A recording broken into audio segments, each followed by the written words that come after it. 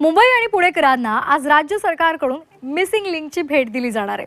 Mumbai Pune एक्सप्रेसवेवरील missing link मार्गाचं आज लोकार्पण केलं जाईल। मुख्यमंत्री देवेंद्र फडणवीस यांच्या हस्ते या मार्गाचं लोकार्पण होईल।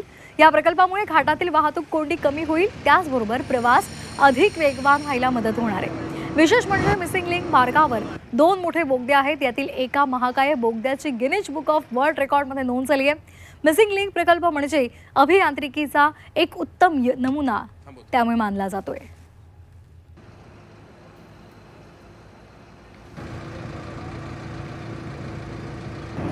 तर तिथला आढावा घेतलेला आहे आमचे प्रतिनिधी निलेश खरमरे यांनी। पाहूयात।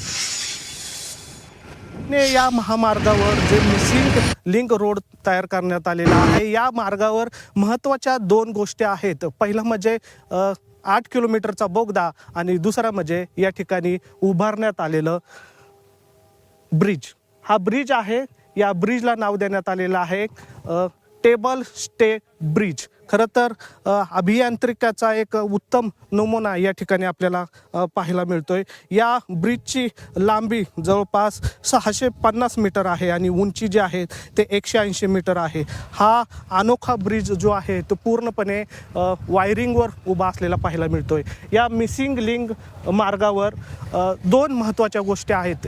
एक तर हा ब्रिज आणि दुसरा या ठिकाणी उभारण्यात आलेला 8 किलोमीटरचा टनल। खरं तर आशिया खंडातील सगळ्यात रुंद म्हणून या बोगद्याची या ठिकाणी नोंद झालेली आहे।